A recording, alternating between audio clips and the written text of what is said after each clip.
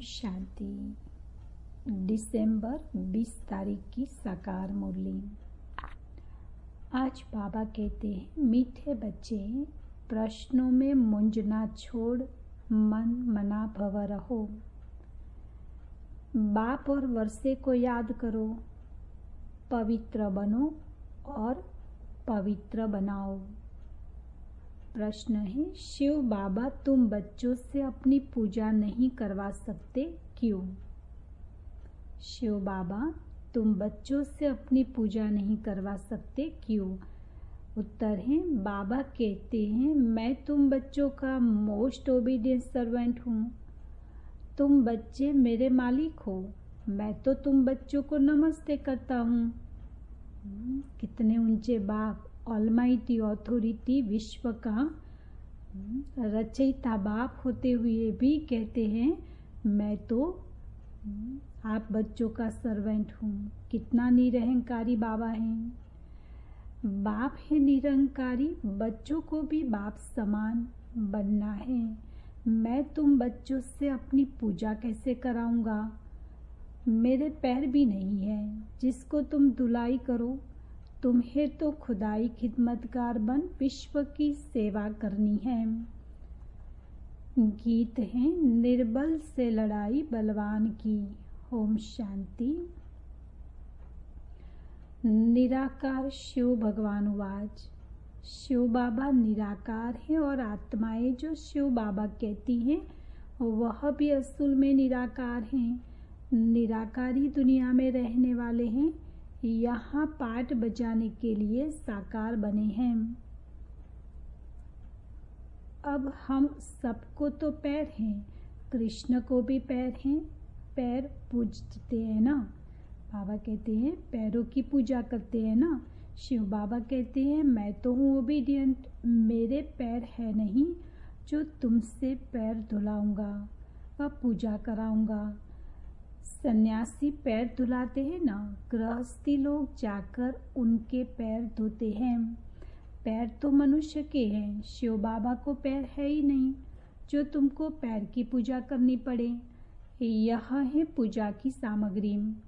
बाप कहते हैं, मैं तो ज्ञान का सागर हूँ, मैं अपने बच्चों से कैसे पैर धुलाऊंगा? बाप तो कहते हैं, वंदे मातरम, माताओं को फिर क्या कहना है? हाँ, खड़े होकर कहेंगे शिव बाबा नमस्ते। जैसे सलाम वालेकुम कहते हैं ना, सो भी बाप को पहले नमस्ते करना पड़ता है। कहते हैं, आई एम मोस्ट ओबीडियंट, बेहद का सर्वेंट हूँ। निराकार और निरहंकारी कितना है, पूजा की तो बात ही नहीं। मोस्ट बिलवेड चिल्ड्रन, जो मिल्कत के मालिक बनते हैं, उनसे कैसे पूजा कराएंगे? हाँ, छोटे बच्चे बाप के पांव पड़ते हैं क्योंकि बाप बड़े हैं, परंतु वास्तव में तो बाप बच्चों का भी सर्वेंट है। जानते हैं कि बच्चों को माया बहुत तंग करती है, बहुत कड़ा पाठ है, बहुत अपार दुख अजुन आने वाले हैं। बाबा कहते हैं, दिन प्रतिदिन और ही दुख बढ़ने वाले हैं, तभी तो सारी दुनिया के हिसाब किताब चुकतू हो जाएंगे। यह सारी बेहद की बात है, तब ही बेहद का बाप आते हैं। बाप कहते हैं, दाता मैं एक ही हूँ, अन्य किसी को भी दाता नहीं कह सकते। बाप से सब मांगते हैं, साधु लोग भी मुक्ति मांगते हैं। भारत के गृहस्थी लोग भगवान से जीवन मुक्ति मांगते हैं, तो दाता एक हो गए। गाया भी हुआ है, सर्व का सद्गति दाता एक। साधु लोग जब खुद ही साधना करते हैं तो औरों को फिर गति सद्गति कैसे दे सकते हैं? मुक्ति धाम और जीवन मुक्ति धाम दोनों का प्रोपराइट एक ही बाप है।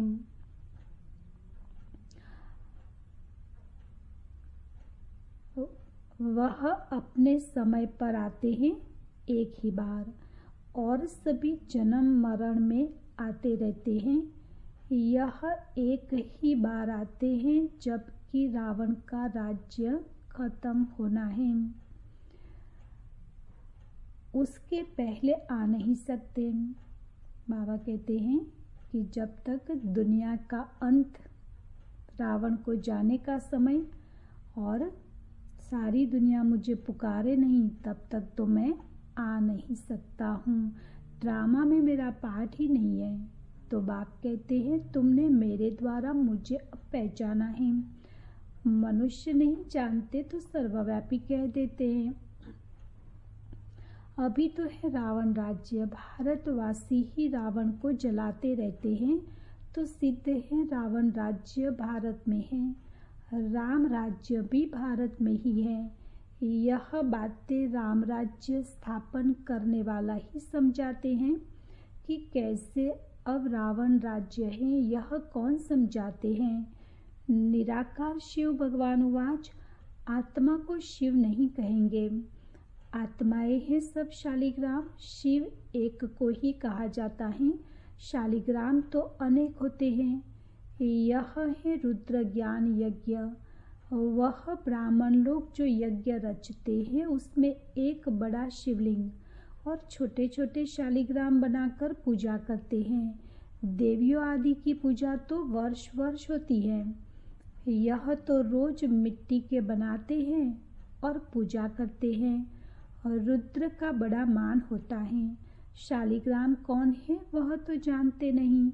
तुम शिव शक्ति सेना पतितों को पावन बनाती हो, शिव की पूजा तो होती है, शालिग्राम कहाँ जाए।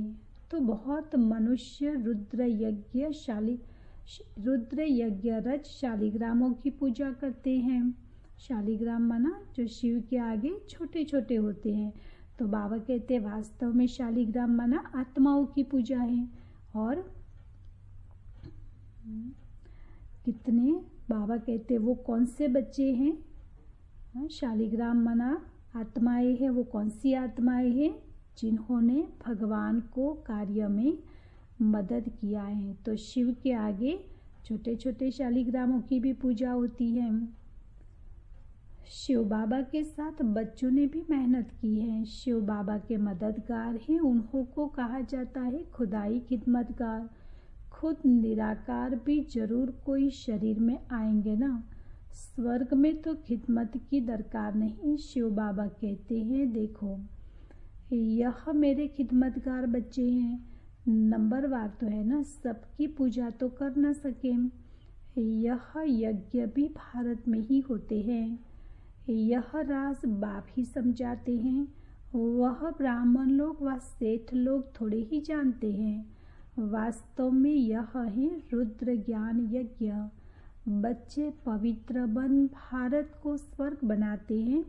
यह बड़ी हॉस्पिटल है जहाँ योग द्वारा हम एवर हेल्दी बनते हैं। बाप कहते हैं मुझे याद करो, देह अहंकार पहला नंबर विकार है जो योग तोड़ता है। बॉडी कॉन्शियसनेस होते होते तो बाप को भूलते हो, तब ही फिर और विकार आ जाते हैं। यह योग निरंतर लगाना बड़ी मेहनत है। मनुष्य कृष्ण को भगवान समझ उनकी पूजा करते हैं, परंतु वह पतित पावन तो है नहीं जो उनके पैर पूजे जाए।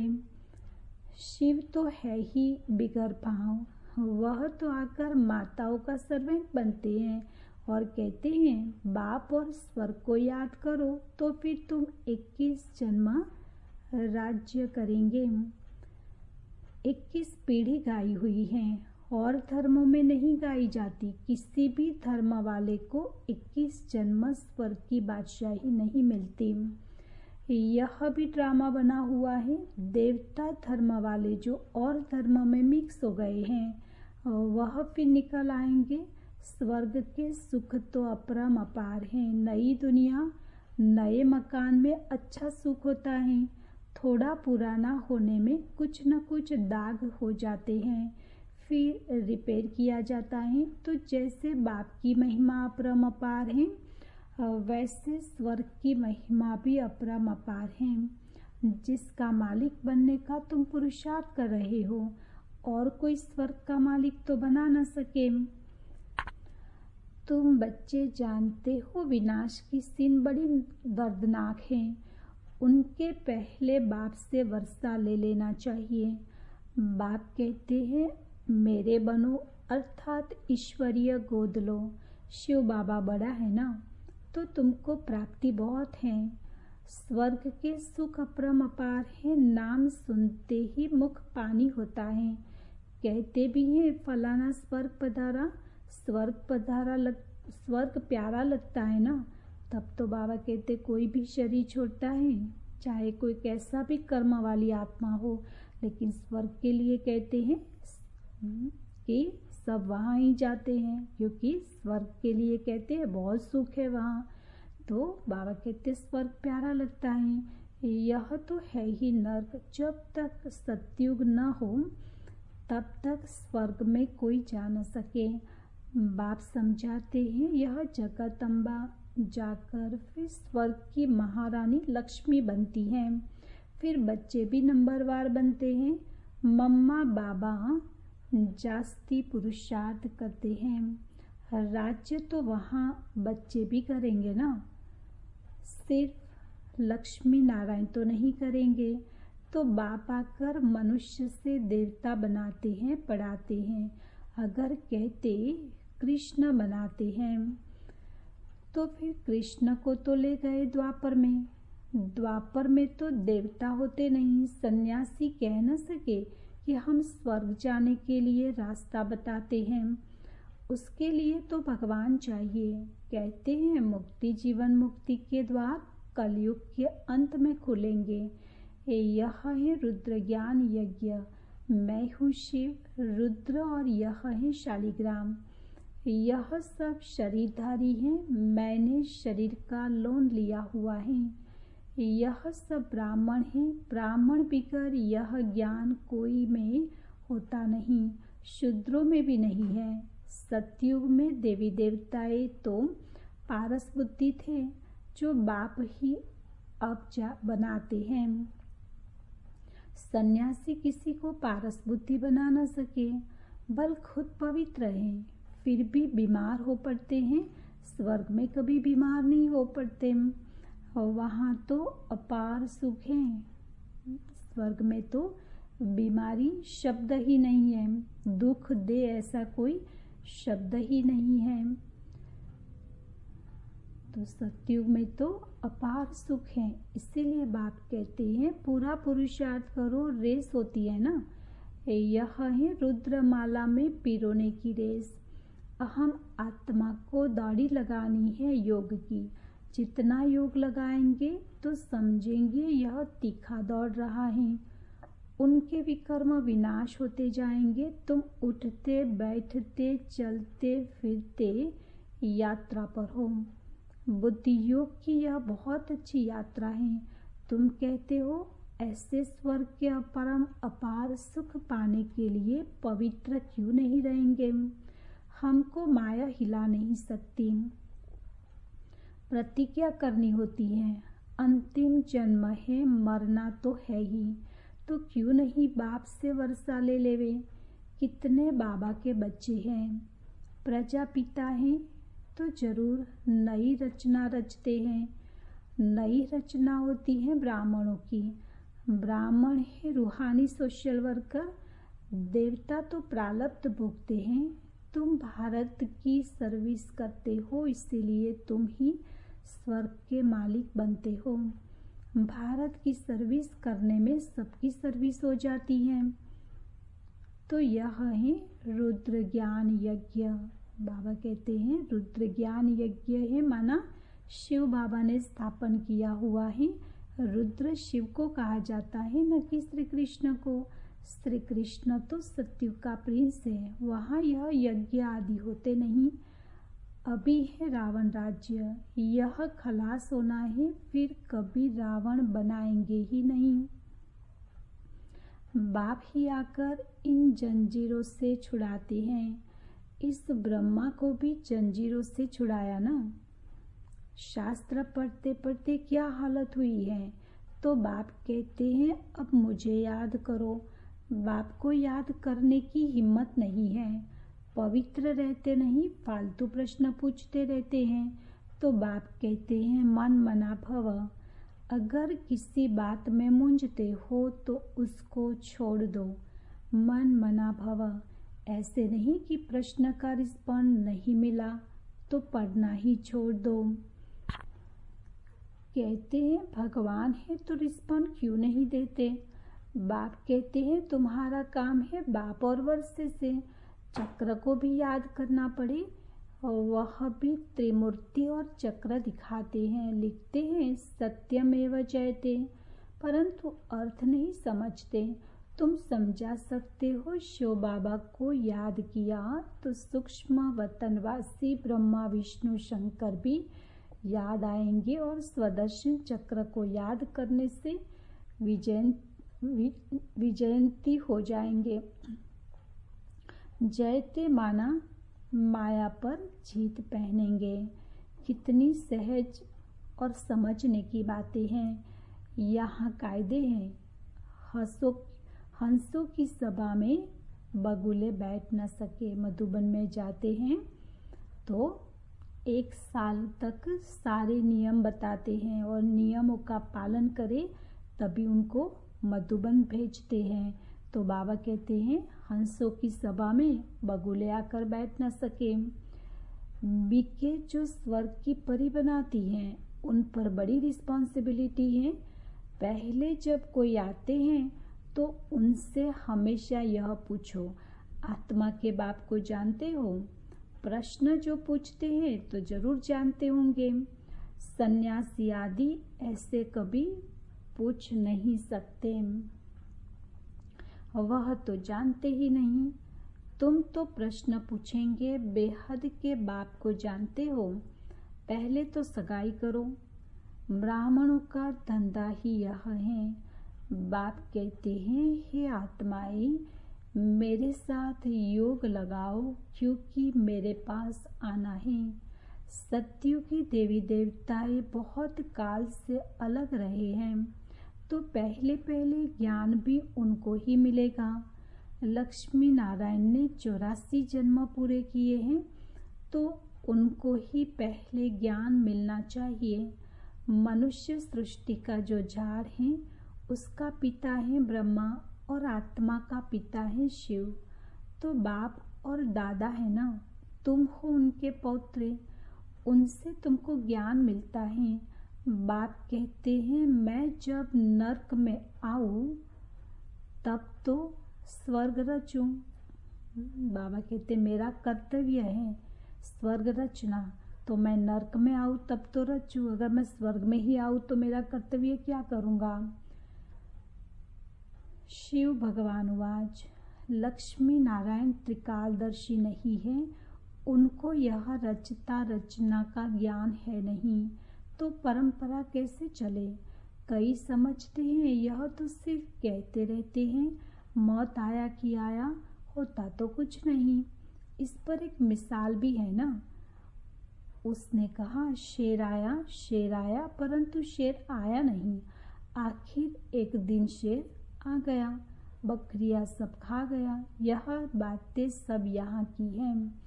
एक दिन काल खा जाएगा, फिर क्या करेंगे। भगवान का कितना भारी यज्ञ है, परमात्मा के सिवाय तो इतना बड़ा यज्ञ कोई रच न सके।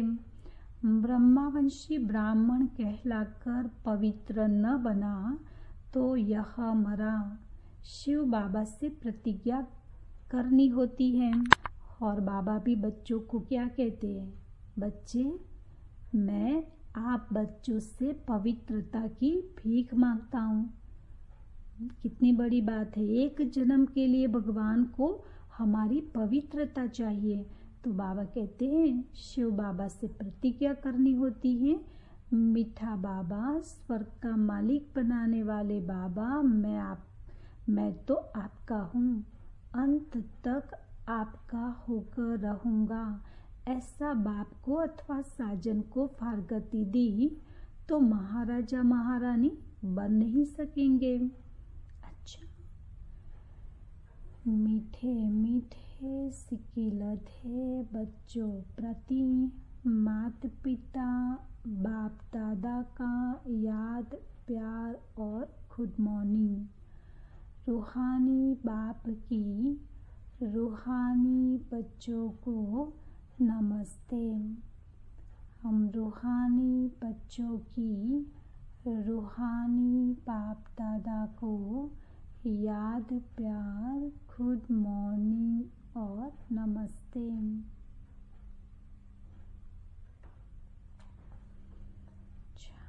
धारणा के लिए मुख्य सार हैं। पहली पॉइंट है सच्चा खुदाई खिदमतगार बन। भारत को स्वर्ग बनाने में बाप को पवित्रता की मदद करनी है।